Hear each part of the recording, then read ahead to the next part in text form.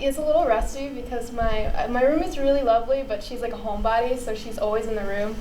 So like, yeah. Oh, and then I'm doing another one after that, and he's playing because I felt the song fit the class, and like I liked it. Yeah.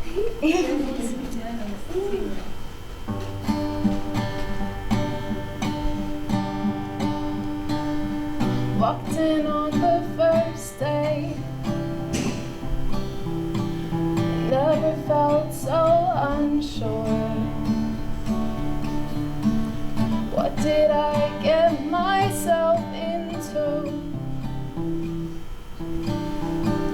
Little did I know what was in store for me that very first day. I learned that it was okay to try something new and do things I never thought I'd do.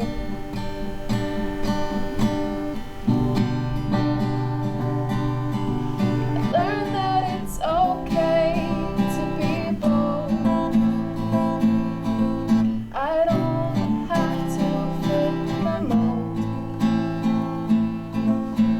I know that there are gonna be so many closed doors.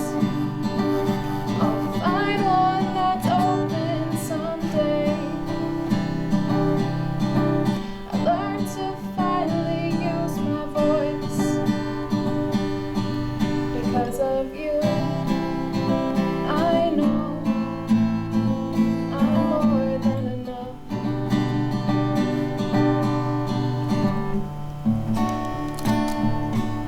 We learned about each other in so many different ways. Like our favorite movies, one of them was Jaws. We study a lot and like to dance, write about taking a stand. Patient. But what we believe. First day we'll play again in the corner of my mind. And I'll think back and I will smile.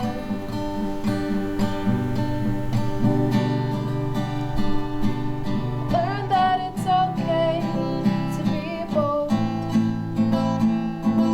I don't have to fit the mold. I know that there are gonna be so many closed doors. I'll find one that's open someday. I learned to finally use my voice because of you. I know I'm more than enough. I'll remember those 6:30 days and never forget the memories I made. Prendido que está bien, será debido. Good to be always the actor. I don't have to fit the mold. I know that there are gonna be so many closed doors. I'll find one that's open someday. Prendido que en mi mente a usar mi voz. Porque de ti yo quiero aprender que I'm more than enough.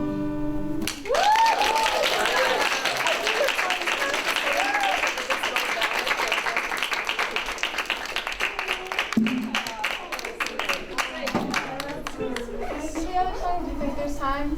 What? Should I do the other song? Is there time? Go right ahead. Yeah. What's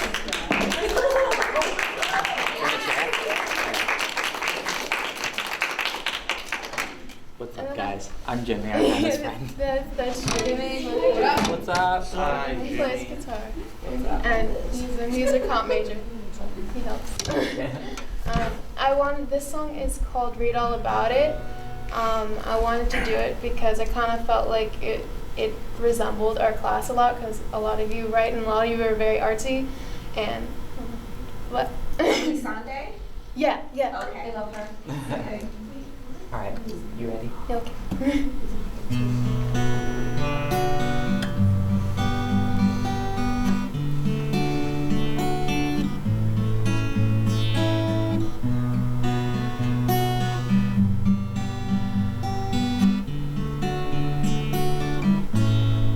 You got the words to change a nation, but you're biting your tongue. Spent a lifetime stuck in silence, afraid you'll say something wrong.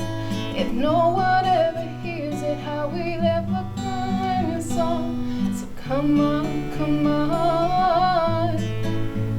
Got a heart as loud as lion, so why let your voice be tamed?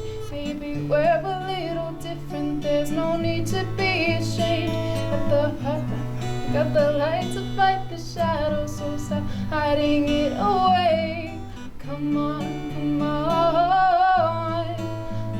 I wanna sing, I wanna shout, I wanna scream till the words dry out.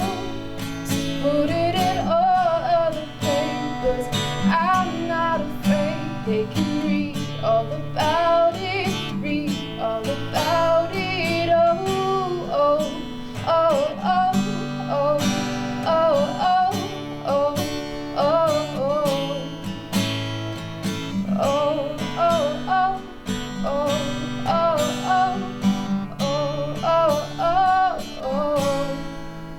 At night we're waking up the neighbors while we sing away the blues, making sure that we're remembered, yeah, 'cause we don't matter too.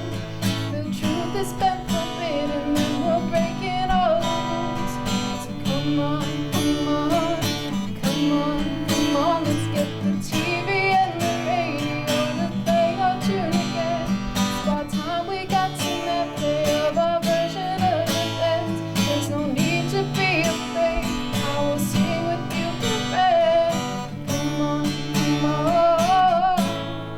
I wanna sing, I wanna shout, I wanna scream till the words dry out.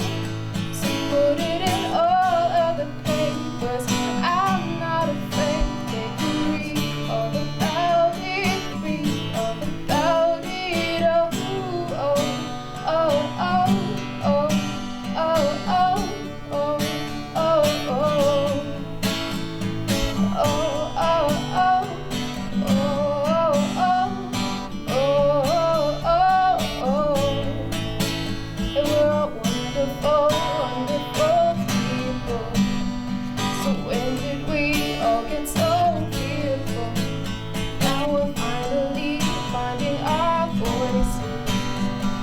Take a chance, come help me sing this. Yeah, we're wonderful, wonderful people. So when did we all get so fearful? Now we're finally finding our voices. Just take a chance, come help me sing this. I wanna sing, I wanna shout, I wanna scream till the words dry out. So put it in all of the papers, I'm not afraid. They can read all about it, read all about it. Oh, oh, oh, oh, oh, oh, oh, oh, oh,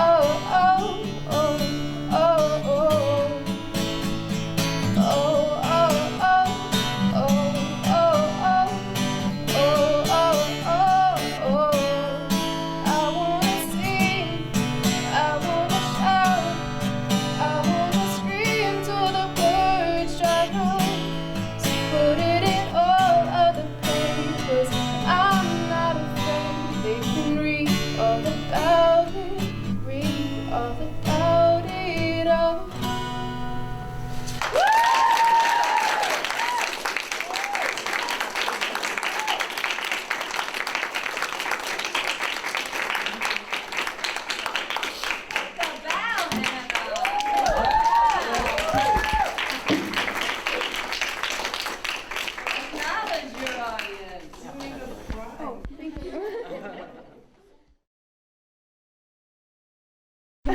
This was an amazing class to have for my graduation.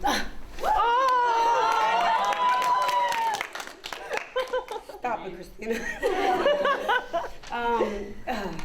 Yeah, this is my last class, and yeah, I never got to love like everybody in my class before.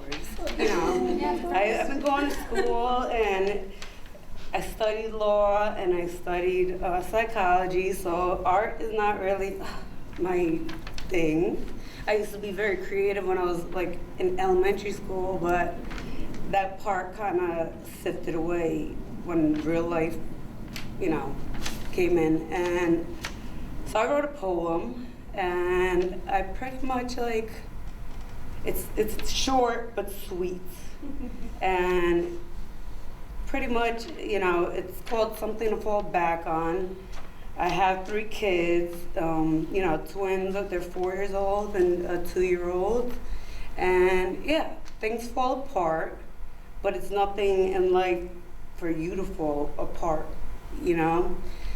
Doesn't matter if you have a disability, doesn't matter if you had a breakup, doesn't matter if you had a job loss, doesn't matter anything. Just you pull yourself back up off the floor, you do what you have to do. So you can always fall back on yourself. And yeah, so I never wrote a poem before. It's short, but yeah. Kill it. Kill it.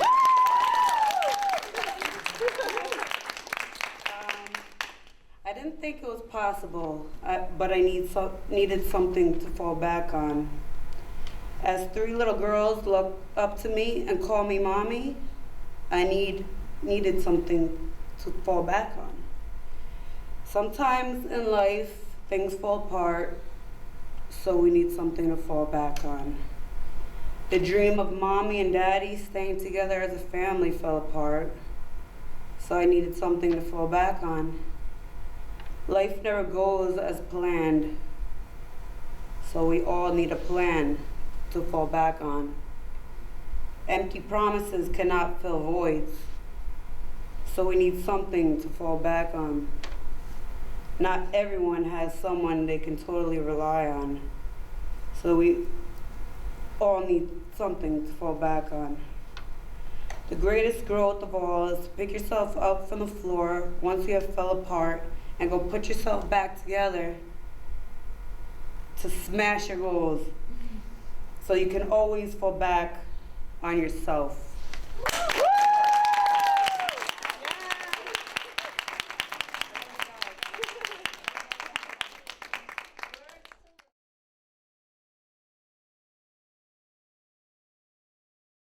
The cephalopod mollusks have love. Paul Anthony Beale Jr. crouched low over the keyboard in his mother's basement, his face lit by only the soft glow of his computer screen. Technically, it was his father's basement too, but what mattered was that it wasn't his.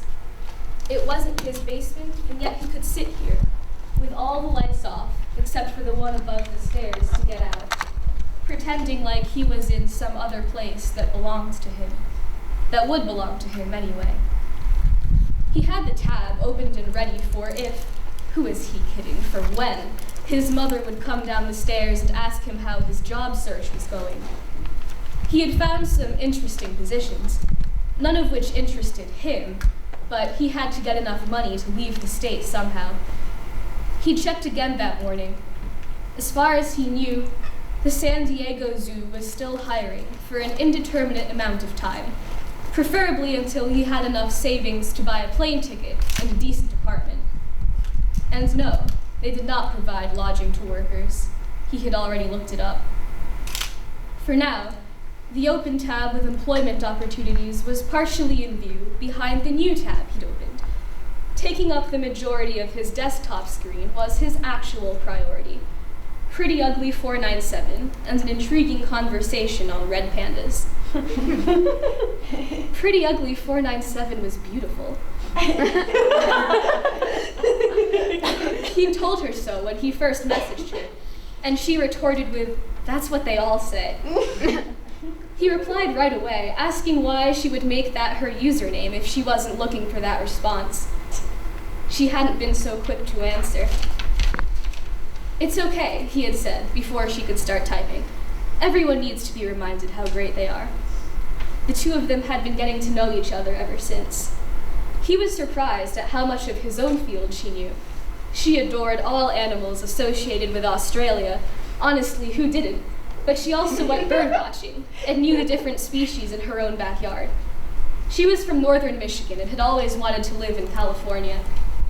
He was from western New York and joked about how awful both their winters were after the weather started changing 3 months ago. He had just been explaining to her how red pandas in fact formed their own taxonomic family apart from raccoons when the door opened and slow, pronounced footsteps came nearly stomping down the stairs. Paul clicked on his job search tab. "Hey, Polly," said his sister as she marched up to him with her tablet. Only she could say a nickname such as Polly with lethal venom in her mouth.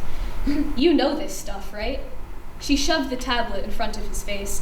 On the screen was the question, "The radula is present in which molluscan group?" followed by multiple choice answers. Again, Paul looked away and pretended to be absorbed in his job search. "You should do your homework yourself, Kimmy. You'll be tested on it." "But there's no point." Kimmy pushed the computer mouse away from Paul's hand before he could scroll down the openings list. "I'm a freaking psych major. I didn't sign up to learn about animals. I signed up to learn about humans. Aren't humans animals? Well, maybe you are." "Listen." Paul took the mouse back and accidentally clicked on a job opening while doing so. "They made you take this class for a reason. Maybe something about it will help you."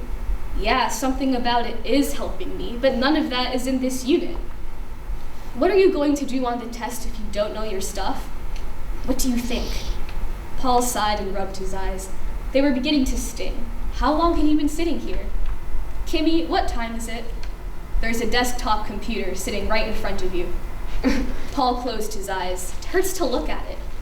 "Fine," Kimmy said with a groan. There was a moment of blissful silence. "Hey, what's this?" "What's what?" "This tab you have open behind your job search? Singles online? Who's It's Tony 511? Paul winced. "That's me."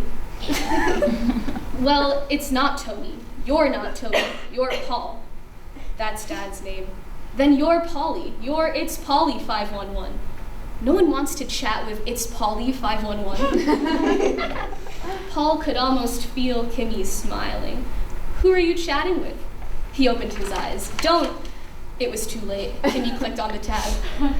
"Pretty Ugly 497? She studied his dearest friend's profile picture. "Yeah, Pretty Ugly is pretty accurate." "Kimmy, what is this? Red pandas? You're going full out nerd on her? Kimmy, stop it." Paul yanked the mouse out of his sister's hands. Kimmy grinned. "When Mom finds out, don't you dare." "Then help me with my bio homework." Kimmy handed him the tablet once again. "No, I won't help you cheat." Paul turned back to the desktop. "And if you tell Mom about the chat site, I'm telling her about you cheating." "But I haven't even cheated yet. I can't cheat without your help." When Paul didn't reply, Kimmy dragged over the other rolling chair and sat in it with her legs crossed, pushing her glasses up her nose. She was going the psychoanalysis route. Paul hated when Kimmy went the psychoanalysis route. "I asked you nicely. Now we're going to do it my way," she said. Her way. Paul realized that whenever Pretty Ugly 497 talked about how well he was able to read her for never having met her in person, he shouldn't have taken the credit. It was all his psychotic psych major sister's fault. "You already know that if anyone asks you a question," said Kimmy, "you will, at least for a moment, try to find the answer." Yes, he already knew.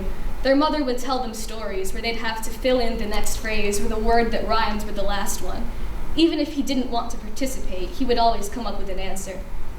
"And your answer in that moment is what I need, so I will get it out of you, whether you want to give it to me or not," Kimmy continued.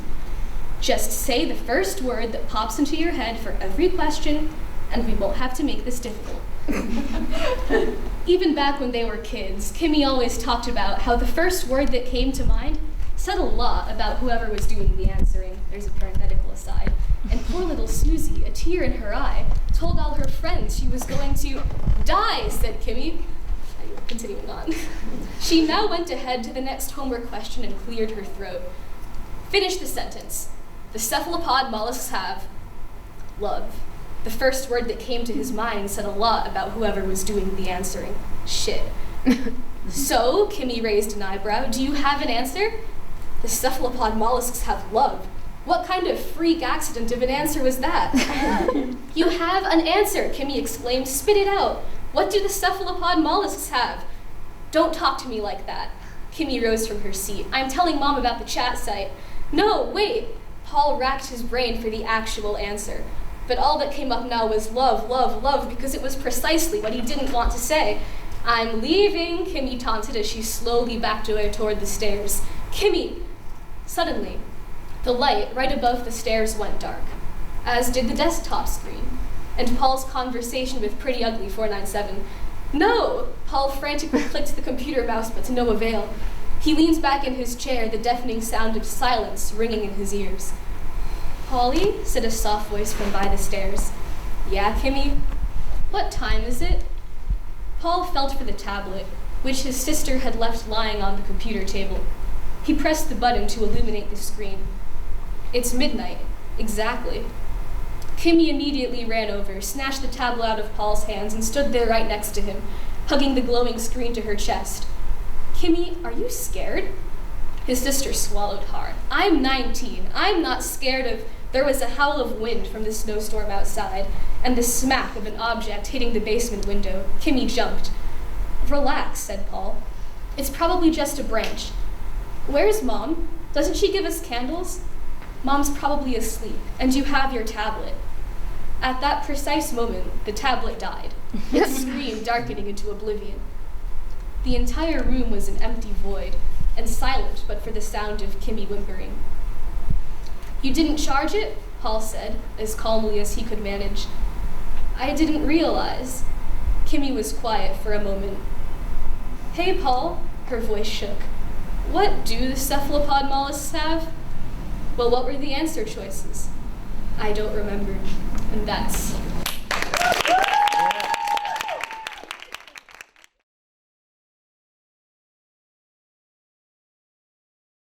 Black acrylic, and then I chose that because like New York's like one of my favorite places, but also mainly because I wanted to do something with the sky because I really wanted to try like doing watercolors and like blending the colors. And yeah, so I decided to do a painting because for our like out of your real house assignment, I painted, and I when I did that, like I couldn't remember the last time like I tried to draw or paint like anything, and it was really fun. Like I was like, why haven't I done this since I was like a little kid probably? And so yeah, I really like doing that, and that was something I didn't really expect to kind of get out of doing this class. So yeah.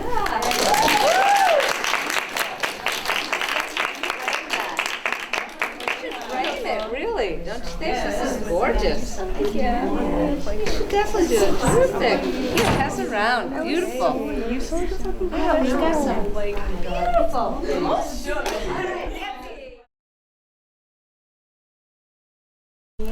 At like a party on campus, but just feeling very fucked up. No, party or anywhere, I always just like go to the bathroom just to be by myself and like, oh my god. You know? Yeah, I feel that. And you have that one person that will like seek you out at the party when you're not really like feeling it, and If you're lucky. if you're lucky, yeah, and that's like Oliver. You love her. I love her. I'll love her. Oliver. And my name is Olivia. Oh my god. Oh my god. It was meant to be. I think John knows him. It's Oliver Devone. Oh my god, you go out with Oliver? John, and we passed you, and I was like, oh my god, I love him. And Oliver was like, I love that guy. You're awesome, John. Thank girl.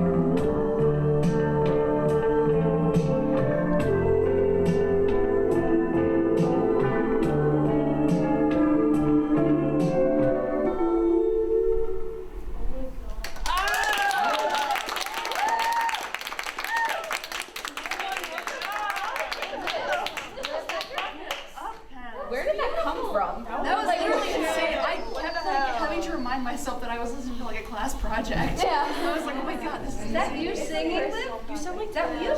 Yeah, it was recorded on a cassette player. Oh. That's lit. That's literally insane. That was so good. Oh, there it goes. Disapproval at the camera. Disapprove. Cool, thank you. I disapprove.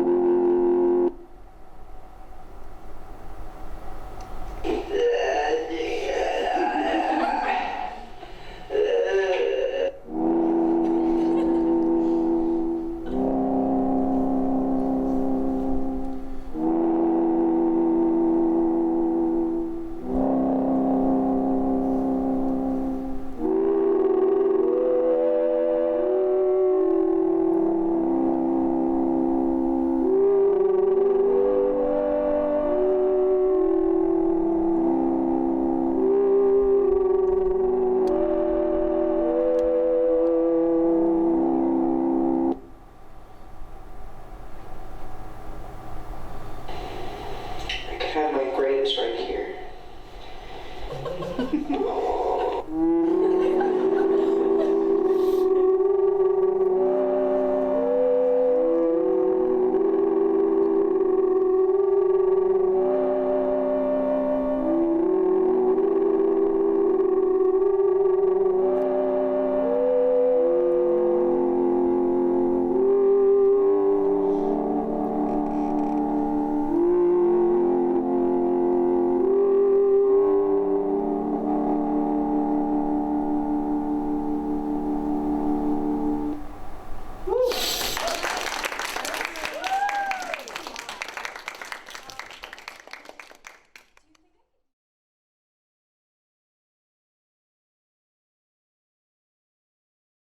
Options, essentially. Guys, let's pay attention. We're almost done.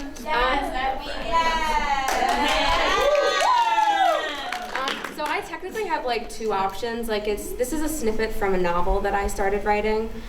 I originally started to write like a very specific scene that I wanted to present to you guys, and this ended up turning into like an 8-page chapter all on its own.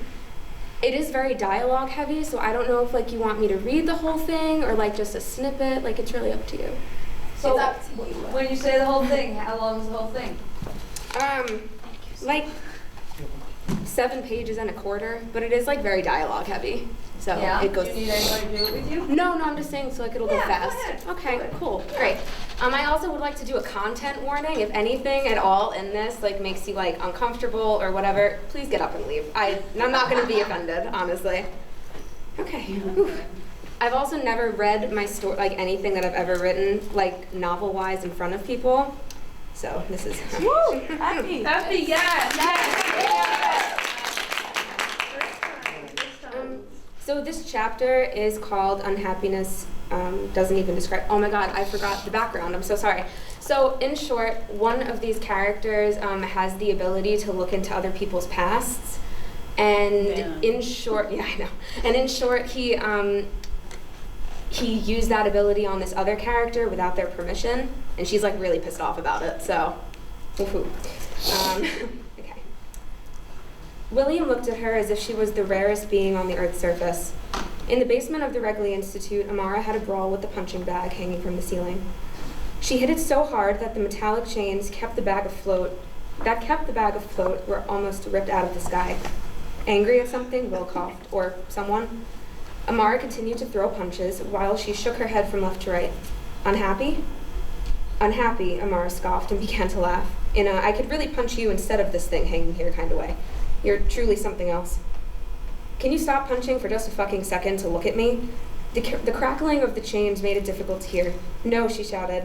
Amara kept fighting and didn't stop for even a moment to try and get a glimpse of Will's face. Fine. He realized that he didn't have a right to demand anything. You don't have to look at me. You don't gotta talk to me either. William leaned on the desk that he stood beside. Am I allowed to say something? His voice went upwards in a hopeful tone that Amara didn't find remotely endearing. You've been saying a lot of somethings this whole time, haven't you? So why ask? It's not like you need permission for anything, including the things that it would really be wise to actually get permission for. William could have said so many things in that moment, but he decided to fill the room with a silence that changed the temperature of the entire space. I get it, he finally admitted.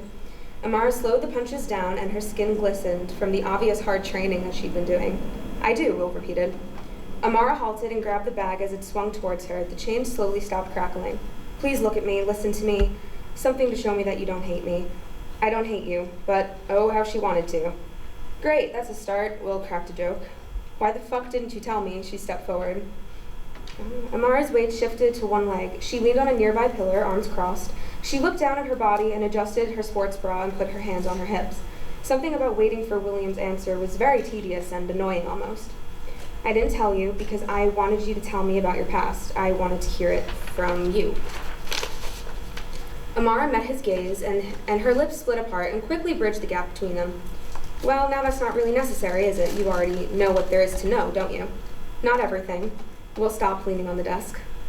What don't you know, huh? Amara was done with him. She just wanted to go back to taking her anger out on the punching bag. She wanted to avoid punching him instead. I don't know how you're doing. How I'm doing? Amara relaxed her stance very subtly. What do you mean? I want you to tell me how you feel, how you felt. William inched closer, making it more of a private conversation.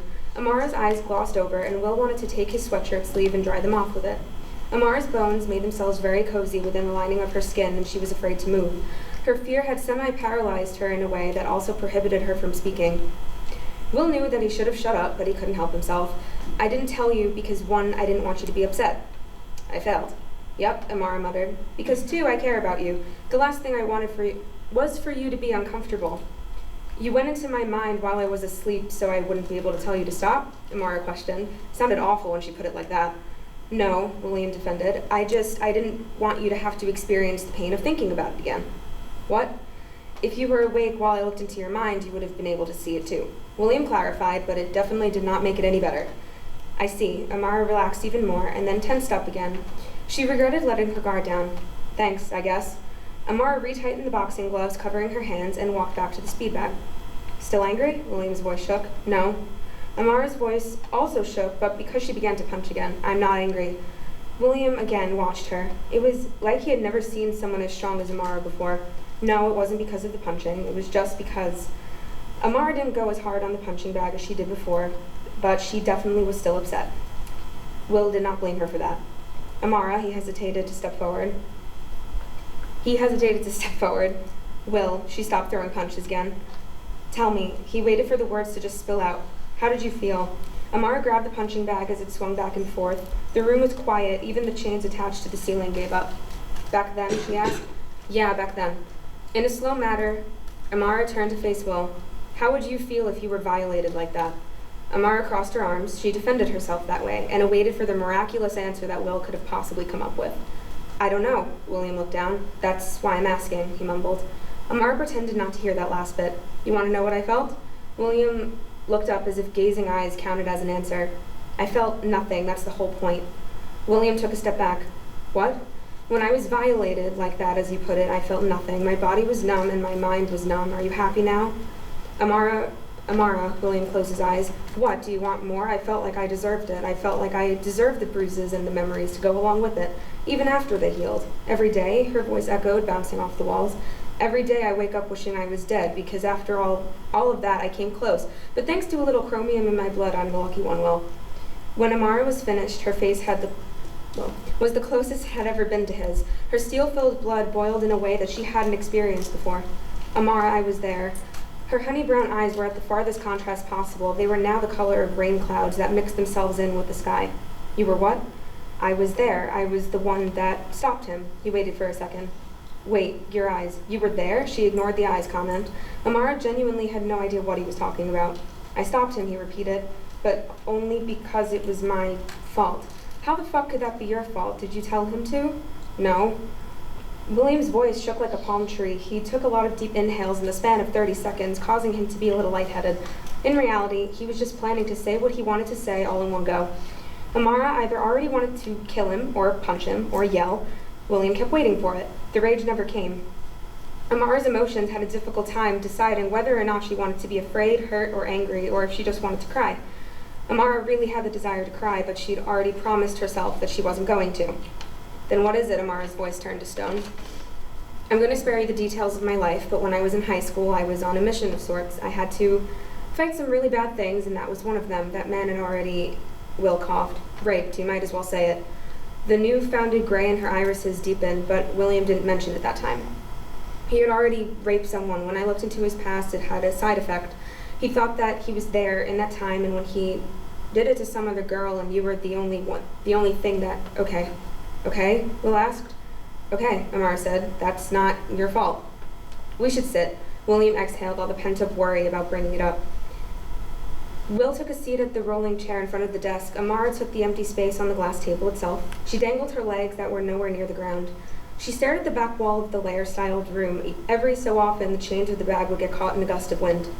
Thank you, Amara sighed, for saving me. It was the right thing to do. William viewed her side profile as if he was examining a wound. Yeah, she agreed.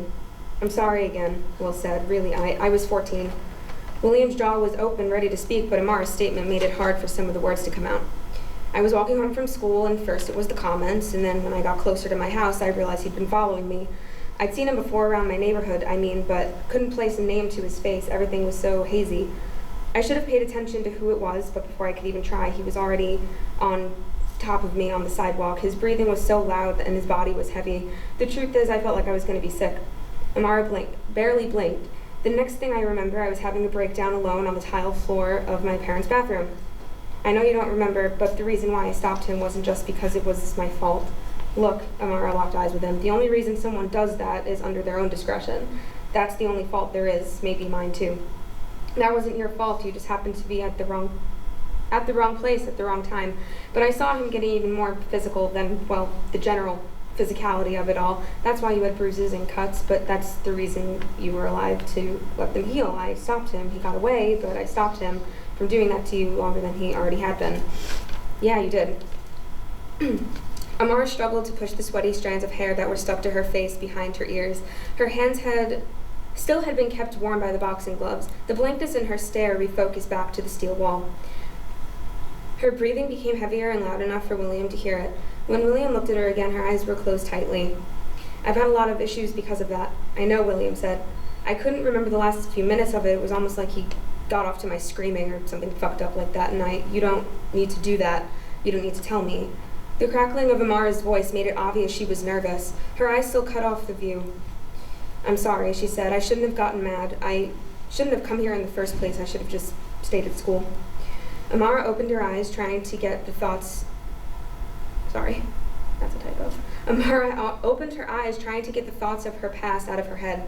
He was there, he saved me, but because of him, at the same time, I've had to endure so much from the world, starting with that. And he's fucking sitting here as if I'm going to be able to heal from that, she thought. I know you think you're broken, William announced. You probably think you deserved it. Amara stayed quiet, not denying nor agreeing with what he had said, but the color of honey and again, the stormy eyes combined with William's... Oh, sorry. And William's arm randomly started to ache, but he ignored it. Amara only looked at him out of the corner of her eye. I can't make it go away, but you survived. You lived through it, right? No. The word no was something that petrified her. She had rarely said it when she was serious, but in that particular moment she owned it. Amara took over the word no and spoke it through the quivering tones. But you're sitting right here in front of you, right? I survived, sure, and I made it out of there, because I didn't have a choice. But I'm sitting here breathing and talking. My lungs feel as though they're about to collapse, and I feel like with every passing second, I'm dying. Again, the sound of her trembles bounced through the metal walls and onto the surface of William's chest. She wasn't angry at him. He knew that, and so did she. I might as well be a dead person walking around with a fake heart implanted into its chest. How am I supposed to live through that, huh? She yelled, and yet she didn't shed a tear. Without letting William respond, there wasn't really anything for him to say. She stood up and went over to the punching bag again. Amara didn't set up her stance or anything. She just went for it, allowing it to swing back and forth. She would hit it when the bag's skin was about quarters width away from her body. William continued to watch as Amara punched out her past. The hair she tried to push back behind her ears escaped it again. The color of her eyes changed again into the gray, back from the gray into her natural color. The sweetness of her eyes still contains some of the cloud color, maybe the color of the universe after it rains. William wanted to point it out again, but he let her go. He tried to follow her hands as they swung, but he got lost multiple times. Once more, the room was quiet, aside from the loud chains and the noise arising from the contact of the boxing gloves against the punching bag. Even his breathing was quiet. But Amara's hands began to slow down when her face scrunched up. The olive tone in her skin had blotches of red among it, and her eyes watered. She tried to fight it as if her hands fought the training bag. Spaces of her skin that were already dry were now kissed by the saltiness of the tears that rolled over the bottom lashes. Amara's hands fully stopped, barely grasping the bag before it hit her. Before William could say anything, she kneeled on the floor and attempted to rip the boxing gloves from her fists. Immediately upon struggle, William sped over to her and grabbed her shoulders with his bare hands. She stood her up and held on to her. Will supported her. He took her away from the punching arena and sat her down in the rolling chair. He develcroed the boxing gloves and ripped them away from Amara's fingers. William threw the gloves aside, back towards where she had been punching. Her throat suddenly was dry, and the tears she swore she wouldn't cry were now falling over her cheeks like waterfalls. Amara, William stuttered. I'm sorry. Did I upset you? The sweat on her hands blended with the water pouring and scouring her skin. Amara slowly shook her head. Gentle sobs touched her cracked lips. What's the matter? Will asked her forehead and understood he wasn't getting an answer. Amara's eyes were closed again, but direction to the floor. William took his hand and nuzzled her prominent cheekbone, then followed through with the other side. Simultaneously, both thumbs wiped away Amara's tears. Beneath them, her cheeks were still rosy. William looked at Amara's folded hands in her lap and noticed the red spots of skin, some of which had blood seeping through. You didn't wrap your hands properly. William held her hands in his and blew his breath on the open wounds. The sobs from Amara's lungs stopped, but the waterfalls kept flowing. Her expression was again stone cold. She looked up at William and didn't blink. Her entire body was numb. Stay here, he instructed. I'm gonna go get the first aid thing. He nodded himself away for a minute and returned with a box of Neosporin tubes, sprays, bandages, and anything else even remotely related to healing. First, he set the box on the table in front of her, and Amara's eyes followed it. Her eyes transforming colors again. Her eyes that transformed colors again watched as William's hands opened the box and took out the Neosporin spray, bandages, and a cold pack. It'll hurt, William paused. It'll hurt for a while, but the bleeding will stop in a few hours and the cuts will heal themselves. William sprayed the Neosporin on the cuts and let it sit. He patted it dry with a cotton sware, just enough to let the band-aid stick. I'm almost done, I promise. I'm sorry. Will commented, you're stronger than you think. Amara ignored the compliment. I'm broken. Will simply shook his head, pretending she was kidding. No, you aren't. I was physically broken down by a man I didn't know too well, smothered against the concrete, and now I'm paying for what happened. I'm broken. You really aren't. Then what am I, Will? At that moment, Sala had stopped herself on the last step leading into the basement of Reckley. Her breath was still, and so were her legs, out of fear of making a sound, disrupting the flow of their conversation. Sala stayed put. You're the girl with steel in her veins. You're a 1 in a million chance, Amara. You should have died back when your lab blew up. Shards of glass could have and should have probably cut right through your throat, but they didn't. You survived being violated, so now you can be a part of something bigger. The word rape wasn't able to cross his tongue, so he skipped it. To Amara, parts of it had to do with doing a disservice to what she had been through. Regardless, she had the emotional capacity of a teaspoon. Amara let Will say whatever he wanted in that moment. You were born to survive, Amara, and you did. Will put extra bandages over the ones he had already attached to her skin. She shut the lid on the first aid. He shut the lid on the first aid kit. Maybe take a break from boxing. We'll hope she would listen. I know some pieces are still missing from your memory, but you're allowed to feel with me. You don't have to shut yourself out and hide what's happening in your soul, Amara. Amara's eye color that had changed from brown to gray to the mix of the two officially restored themselves back to the sweet color she was born with. You're allowed to open up to me. She didn't say anything. Her mind reeled around the thought that the reason for her aching past was sitting right in front of her. The reason for her trauma nearly destroying her looked her in the face and tried to show her love. She didn't want to blame him, and she didn't want to lose him either. For now, Will stood up straight and leaned down slowly, gaining trust through eye level. He pressed his lips to Amara's forehead. For now, I'll leave you alone. But if I come back down here and you're punching that friggin' thing, he gestured to the punching bag, I'll kick you out of here until your head is clear, okay? She didn't say no, so he took that instance as a yes. When William reached the staircase, he came across Sala, who had been afraid to move the entire time. Is she all right? Sala asked, looking past Will. No, Will pushed past Sala's harsh stance, but she will be. She needs time alone to think, I think. Will was intelligent, kind, and usually on his feet. Knowing what he knew about Amara, however, didn't grant him any passageways into her mind at that moment. He wasn't about to ask Sala to tap into her thoughts because that is exactly what got everyone into this mess. Okay, Sala agreed, and the stairs creaked slightly as they both walked up them. Amara was left in the center of the basement ring. She stared straight ahead for a while until she thought of her injured hands that were not as bad as the average human probably would experience. The second the door shut to the basement, a wave of emotion flooded her blood. The chromium within her veins was overthrown by the harsh feeling of dread. For the last time that night, she let her tears fall in silence, but only when she was sure no one was listening in. There was no energy to even wipe them from her face. Instead, the water droplets hit the floor, and that was the only sound she could hear.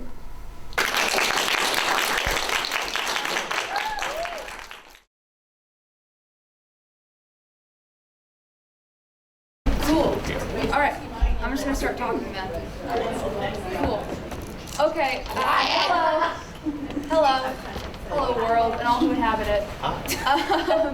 So what I did basically is I've been having a lot of trouble writing like the beginning of the book that I've been working on for years and years and years because I can't really figure out the pacing. So I was like, hey, you know what relies a lot on pacing? Screenplays. So I tried writing it as the first episode of a screenplay. This isn't the beginning of it. It's an excerpt that really fits into like 5 pages because I have 5 minutes. We've assigned the roles, so I forget who everybody is, so just go through and say your roles just so that there's names floating around. Wait, what is it? I'm Mel. I'm Colin. Ramona. I'm Miller. I'm Jenny. Peter. Stage directions. Without further ado. Exterior, Miller Saint's house, mid-afternoon. Peter and Ramona pull up the driveway in Ramona's beat-up Toyota. They step out and look up at the house. Fairly big, shows a little wear and tear, but overall looks pretty welcome. They grab grocery bags from the back seat. Peter leads the way inside without knocking. Interior, Miller Saint's house. Peter and Ramona enter. The inside is old-fashioned and worn in. There are signs that it has belonged to one family for generations. Uncle Miller, we're here. He gestures to Ramona in the kitchen and follows her inside. Uncle Miller saves the day. She gets immediately to work as footsteps sound on the stairs. Peter looks up as Miller, 34, fairly young but rich with laughing, enters. He beams at his nephew. Peter, good to see you. They hug. Wow. Hi, Uncle Miller. Way to assist the squad. Is that slang now? Not what he says, eh? Ouch. He high-fives Ramona. What am I? Assisting the squad in exactly? The dance tonight, a gal who promised cupcakes for the bake sale couldn't make them, So you and I got volunteered to step up. Every great ruler needs a couple of willing lackeys on standby. Who's watching the dance while you're gone? Is it Punch Bowl Breaker? Can you trust them? What if you come back and everything's on fire? Stop it! I left Ginny in charge and everything's already pretty much done, so there's nothing to worry about. Tonight is going so amazingly. Well, it'll skyrocket me into a million college scholarships forever. That's what I like to hear. So did you volunteer to organize or? It comes with being class president. All the grades work together too. How does your precinct work? Miller twists the knob. Thank you. All the grades class presidents work together to plan. But everyone else I saw pretty much had it covered. Peter mouths control freak over her head at Miller. They share a smile. Well, I'll leave you two to it. Holler if you need anything. Miller exits. Interior, St. House, upper landing. Thank you. Miller climbs upstairs and heads down the hallway, still smiling, until he reaches a particular door. He stops to look, but doesn't try to open it. Eventually, the sound of something small scratching into the wood comes from inside. Miller looks at the crack under the door. The scratching stops. Inside the room, a shadow moves. Interior, St. House kitchen. Baking ingredients and a bowl are laid out on the counter. Peter is reading the back of a cupcake box to Ramona, who grabs that. 3 eggs times 3, that's 9 eggs. 3 eggs makes 24. This is going to be so many cupcakes, Ramona. This is a lot. Are you going to put on a costume too? We'll be lucky to show up on time, let alone go in costume. Great heap days. Cut 2. Someone's view from the yard outside. In the window, Peter helps Ramona crack eggs. The view floats upwards to a second-story window, where one tiny light, like a firefly, flickers in an otherwise obscured room. Cut back inside. I can stir these by hand. There should be another mixing bowl down there for you to start on the next batch. How many cupcake tins do we have? Not enough. We'll have to use them in shifts. I'll stir faster. Cut back outside. A shadowy figure runs through the yard and around the side of the house. It crosses the street and reaches the empty field there, headed for the woods beyond. Back inside, Peter pours mixture into cupcake tins. Ramona is still stirring hers. I won't allow us to show up in these rags. I have a possible idea for a quick costume after we finish. Oh boy, I can't wait to hear these. Interior, Parchdak High Gym. That's the town. Parchdak High Gym, later. Costumed students have flooded the space. Jenny and Mel, now dressed as Raggedy Ann and Wonder Woman, sit behind the cupcakeless bake sale table, performing transactions with cookies and brownies. The doors open. Peter and Ramona march in slow-mo style, carrying 72 cupcakes between them. They are bedecked at the wrists, ankles, neck, and forehead with multicolored glow sticks. They approach the bake sale table. Calvary is here. Ah, cupcakes. Thanks so much, Ramona and Peter. What's with all the glow sticks? It's our costume. What are you supposed to be?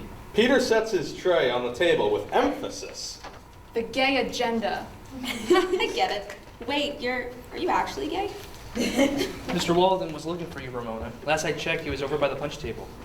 Thanks, Mel. Everything go okay while I was gone? It was fine. We couldn't find those little candles you wanted to set out, though. Yeah, that's all right. We wouldn't have been able to light them anyway. Thanks for holding down the fort. She heads into the crowd. Peter follows her. You literally wanted to give them candles. They totally could have set the school on fire while you were gone. Why the lack of faith in them, Peter? It's because they're all girls. Yes, I hate women. That's why I chose to be gay. Oh, I friggin' knew it. They reach the punch table. A clown chugs his drink and crushes the plastic cup on his forehead, upsetting his wig. There's no adults here. Darn, guess we'll have to ignore your responsibility. No, he's got to be here somewhere. Let's circle around this outside of the room. Code word if you find him in this. Oh no. Code word if you find him is this. She jumps up above the crowd and waves her glowing arms. Got it.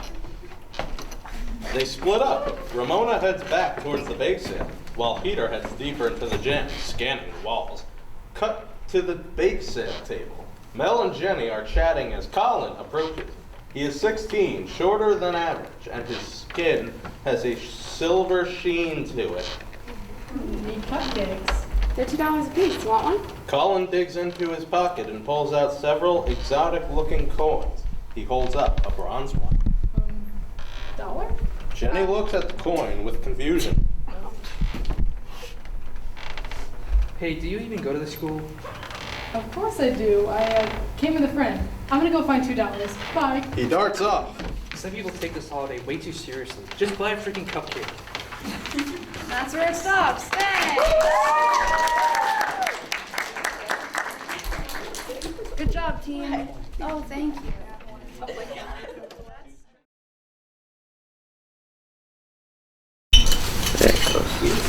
Cake. All right, last but not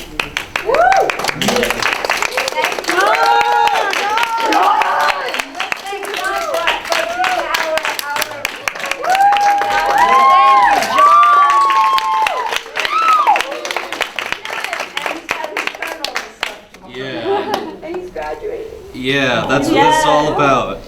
So, I'll just start from the beginning. So this is actually, I used to work for the gym as like for work study and stuff, so I was like a sporting assistant.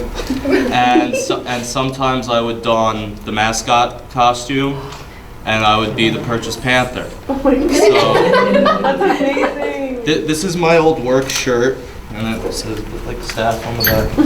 But, so it was sweaty as fuck in that costume, and the like wind thing, not the wind thing, the air conditioning didn't work.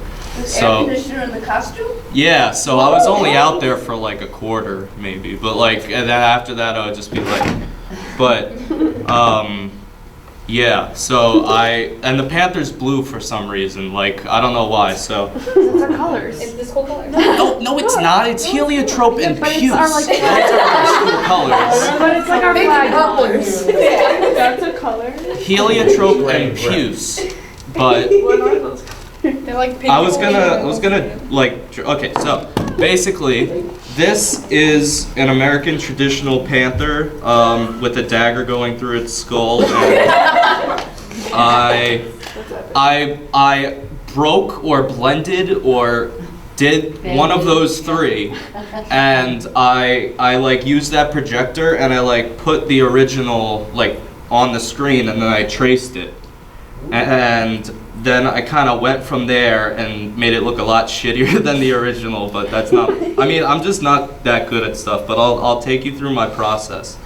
So I didn't want to use a lot of oils because last time my hands turned completely black, and it took like a few days, like a week to get off, and I still have some not from that, but like doing this. And so for this, I sketched it, and then what I did first was I did the dagger. So I used colored pencils to do the dagger because pencils are sharp and so are knives. And so I figured that would make it look sharp. It's kind of it's not, but anyway. And then I used pastels or whatever, like for the blue, because that it kind of gave a fur kind of feel, and plus it was like I didn't really have a blue colored pencil, and I kind of wanted things to be different, so I did that. And then I wanted all the wet parts of the cat or the panther to be like paint. So for the inner side of the ear, I did some red oil paint, and then for the tongue, I did that too, and for the snout. And I didn't have anything to like, because whenever I use oils, I have to use found objects because I can't do the proper like technique with a brush because I don't have certain materials and I don't want to ruin my friend's brush. So I used a cork and a burrito. Oh my god. Like there was a cork on the table, and I kind of like, cause I like was doing the outline in permanent marker, and then I couldn't get these inside parts with the permanent marker because it was already colored in with this blue pastel, and it kind of came out shitty. So I had to use oils, like the black oil, and I used the cork. But for the burrito, I think I used it for this part. I don't know which part I used the burrito for, to be honest, but I know I used it for the oils, and that confused people. Like, I was doing it at my friend's crib, and because I kind of live there basically because I don't like where I mean, my apartment's fine, but like it's disgusting because I'm disgusting. So I just go over there and I just chill with my friends, and then I go back to my place and I sleep. So I was getting these smudges all over it on accident, and I kind of got some over here. So I figured I'd like have the panther coughing up blood or something. So I just covered up the smudges. And like, cause there's smudges here too, like over the teeth, and I was like, fuck, like I wanted those white. So now it's coughing up blood. Amen. And in the original, there was like flowers coming out of the thing, and I kind of realized too late that I couldn't really do the flowers because I did the outline with permanent marker for this and all that. So I just left it like that, but it looks pretty. But this is supposed to I'm graduating this year, so this is supposed to like symbolize me beating Purchase, because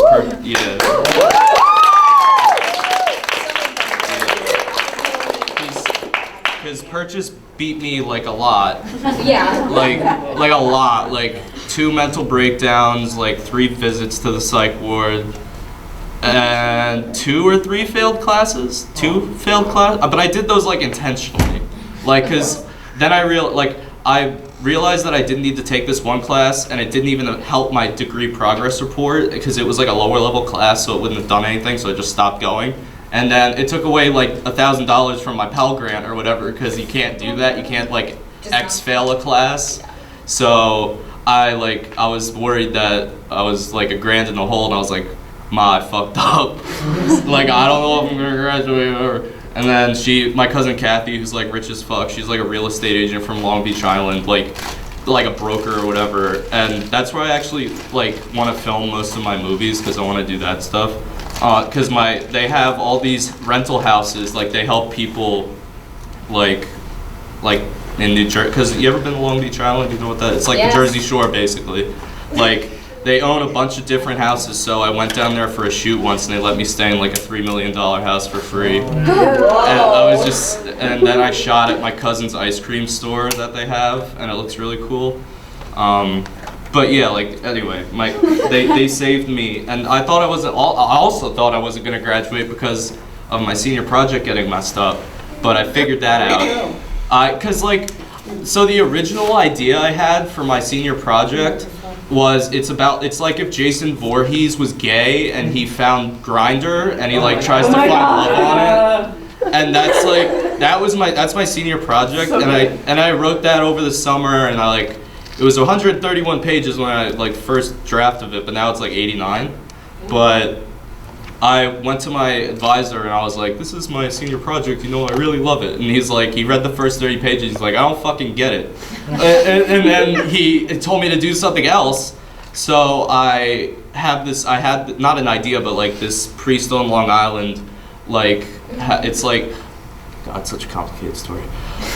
But there's a priest on Long Island who has a very sad story and it happened 10 minutes from my house. Like it's like a literally like Amityville horror type shit, but it all happened to him, and he's been going through all this shit, and I just sent a letter to him, like he's a real person, and he responded immediately, and now he wants me to tell his life story, and I was gonna do that for my new senior project, but then I realized I'm not mature enough to write his story yet, plus I don't really know much about, I only know, because I've met him several times, but I still don't know the story yet. I know bare bones skeleton. So I went back to my advisor and I'm like, this gay Jason Voorhees thing is my shits. I put my heart into this. This is my senior project. And he's like, oh, okay, fun. And so now I'm gonna graduate.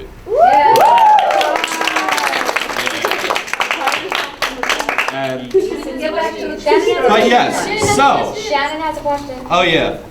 Who does Jason end up with?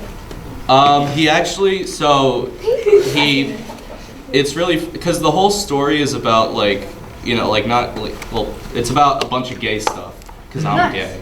But it's a story like a monster coming out of the closet. That's how I like to explain it to people. And then he falls in love with the person who's transgender, and it's kind of like it's all about putting on a mask, or just being someone who you are, or something. It's so complicated, but I have this. It's complicated. That makes sense. But yeah, it's about masks, just not being self and identity and just all that jazz. I like good stuff. Yeah, but yeah, so. And then I went over it with permanent marker, and now it's there. Yeah.